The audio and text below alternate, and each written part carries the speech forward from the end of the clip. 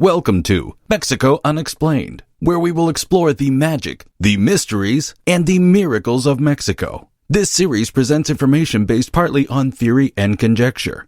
The podcaster's purpose is to suggest some possible explanation, but not necessarily the only ones to the subjects we will examine. Here is your host, Robert Bitto.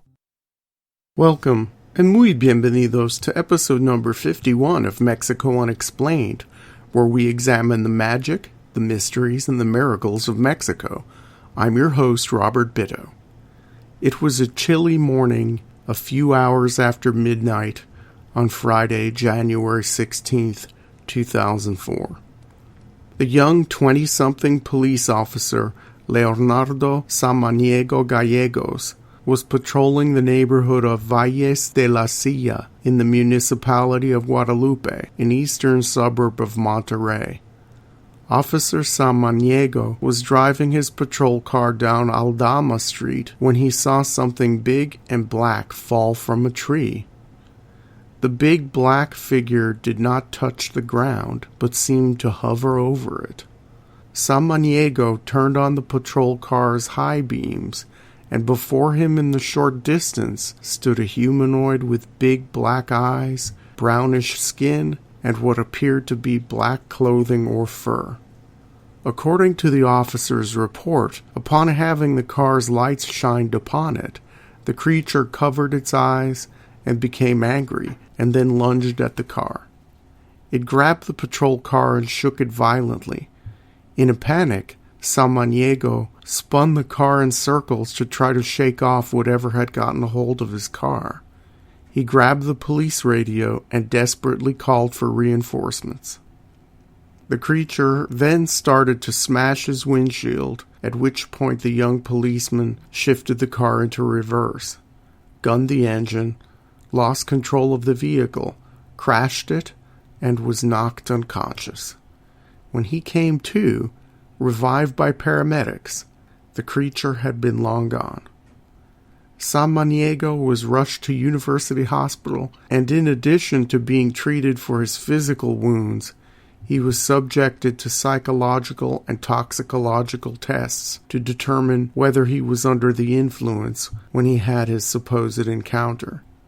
All the tests came up negative. The police department was left with a mangled car and the strange testimony of a very trusted officer. Samaniego's story spread quickly, and it caught the attention of local news stations throughout the Mexican state of Nuevo León. In an on-camera interview the next day, the police officer recounted that horrible night and gave a detailed description of the creature. Newsmen wondered exactly what Samaniego had seen. Was it a gigantic bird of prey? A huge bat? Was it some unknown or unclassified animal? Was it a ghost? Something otherworldly? One interviewer even put forth the idea that it could have been some crazy person dressed up in a costume, although that would not account for the creature seeming to hover over the ground or the severe damage done to the police car. At the conclusion of one of the news stories, the announcer asked the public to come forward if they had any information about that specific incident, or if anyone had any knowledge of a big, black, flying creature seen at other times in the region. The response to this plea was quick. A resident of Monterrey and a member of the OVNI Club de Nuevo León, or in English, the UFO Club of Nuevo León, came forward with a video showing a strange black humanoid-looking being flying over the hills just outside the city. The station played the video on the air, and afterwards many reports came in about what would later be called La Bruja de Guadalupe, or the Witch of Guadalupe. 3 policemen from the municipality of Santa Catarina, another suburb of Monterrey, claimed to have seen the creature several times flying over the Sierra Las Mitras, a site of a natural wilderness preserve just north of town, which is known for its jagged peaks. Another policeman named Gerardo Garza Carvajal of the same town of Santa Catarina claimed to have seen a creature standing 1.5 meters tall with dark feathers or fur and black claws in the town cemetery. He thought it was a gigantic bird or bat, but it had the face of a human. In this sighting, Officer Garza said that soon after the creature appeared, it was joined by another one of the same size and type. Garza ran to a guardhouse and locked himself there until the creatures left. The theory that these are gigantic birds is supported by the eyewitness testimony of Francisco Peña, who lives near the Santa Catarina Cemetery. He claims that when the creatures make noise, they sound like, quote, laughing turkeys, unquote. Of all the stories coming out as a result of the newscasts, perhaps the most interesting came from a man named Manuel Cifuentes, who is also a policeman for the municipality of Guadalupe and a colleague of Samaniego. He describes a sighting that occurred almost 2 weeks before Samaniego's. According to Officer Cifuentes, he was leaving the police station on foot when suddenly a black creature with a large stick swooped down out of the sky. He instinctively closed his eyes, and according to his report, quote, I felt much cold, as if I had gotten into a freezer full of ice, end quote. The creature did not do physical harm to him, but he had felt that the creature's energy had pierced his body. It all happened so suddenly, but Cifuentes claimed that he was attacked by a classic witch, and that the stick that the creature had was more like a broom that it used to fly around with. He had the distinct impression that the bruja was a humanoid woman. No other sightings in early 2004 had described the creature in quite this way. In the wake of the flurry of news stories of Officer Samaniego's initial sighting, Guadalupe's mayor, Juan Francisco Rivera, in an attempt to calmly address the public on the issue, declared that Officer Samaniego was a good public servant and he had good character, but sometimes the stress of being a police officer or excess work might get to some people. The mayor believed the young policeman thought he saw something, but, quote, sometimes life puts us in weird situations that we cannot explain, end quote. However, the politician had no comment on the many dozens of other sightings throughout the area made by other police officers and average citizens alike. The sightings of this huge black flying humanoid in the Monterrey area petered out within 2 years or so of the initial report. In another part of northern Mexico, in the rural parts of the neighboring state of Chihuahua, a similar creature has been sighted.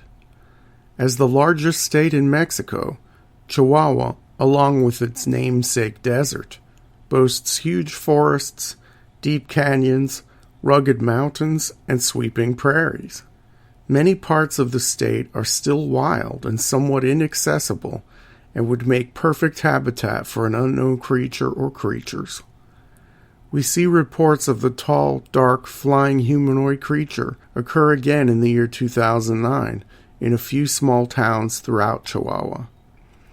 Just west of the capital of the state, Chihuahua City, near the Sierras, in the town of La Junta, a young man was returning home from his studies along a very infrequently traveled road. The date was March 6th, 2009. He came across something hunched over in the middle of the road. When the man's Jeep got closer to the hunched-over figure, it stood up, and what he saw was similar to the sightings in Nuevo León just a few years before. It was a being standing upright, black, covered in fur, with a face similar to a human's, and with wings. According to this eyewitness, the creature had 2 sets of wings and also red eyes. When it started to leap toward the Jeep, the young man sped up his vehicle, and for 15 minutes the creature flew next to him, looking into the passenger window. The story made the newspaper El Heraldo de Chihuahua, and much like what happened in the neighboring state a few years before, Once the story hit the mainstream media, other people started coming forward with stories of other sightings.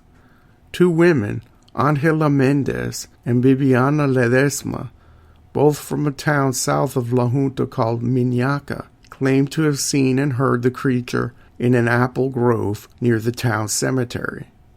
This is only the second time that it was reported that the creature actually made noise. In most of the sightings, it is silent. Although this gigantic man-bat might scare people, physical attacks on humans are almost non-existent. Animals are another story. Many ranchers and other rural people have blamed the creature for destruction of livestock. The phenomenon of cattle mutilation, which has occurred with some frequency in the American Southwest, has also occurred in northern Mexico, and once the stories of the man-bat became public, many people put the blame of mutilated livestock on this mysterious flying creature. A farmhand working a ranch near Huerta del Rosario claimed that he saw the creature struggling when caught up in some netting used to shield young plants from hail. Within days of this report, at nearby ranches, sheep had been found with their throats slit and their tails cut. Later in 2009, government authorities became involved to try to assuage the panic of the people in rural Chihuahua and to try to come up with some answers once and for all. The police department of the town of Guerrero joined forces with the Civil Defense Department of Chihuahua to try to track down the creature. The Joint Task Force concluded that if this man-bat were real, that it probably lived in the mountain wilderness outside of Miñaca, but could never track down the elusive nocturnal creature or find any physical evidence of its existence. Not a single track or a single tuft of fur was ever found.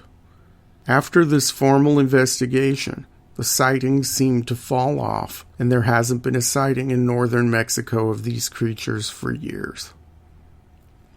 The northern Mexico man-bat got the attention of Loren Coleman, an American cryptozoologist, someone who seeks to identify and describe cryptids, or legendary creatures and unknown animals. He noted that the appearance of this being in rural Chihuahua coincided with outbreaks of the H1N1 swine flu in this region, but a direct cause and effect relationship did not necessarily exist. Coleman and other cryptid and paranormal researchers have compared the northern Mexican man-bat appearances to the American Mothman sightings, which occurred starting in the mid-1960s in rural West Virginia. The Mothman was described as an upright, standing, flying humanoid with a large wingspan and red eyes, sometimes seen as being covered in either black or brown fur. Like the man-bat of northern Mexico, a few eyewitness accounts of the Mothman caused widespread panic and possible copycat sightings. Both were also subjects of serious investigations by authorities that came up empty. Could these creatures be related, or are we seeing a similar psychological phenomenon apparent in both cases? Until one of these creatures is actually captured for further examination, the man-bat of northern Mexico will just remain an interesting, unsolved mystery and the stuff of legends and the imagination. Thank you once again for listening to another episode of Mexico Unexplained. Remember to like and subscribe to us on YouTube and follow us on Twitter. Please go to our website, MexicoUnexplained.com, for references, illustrations, and for free access to transcripts of past shows. Please consider making a donation to help out the show. We appreciate your kind attention once again. Until next time, thank you and gracias. Thank you for listening to another episode of Mexico Unexplained with host Robert Bitto. For show summary, relevant links and commentary, please check out our website at mexicounexplained.com. Like us on Facebook and be a part of the conversation. Adios and hasta la vista.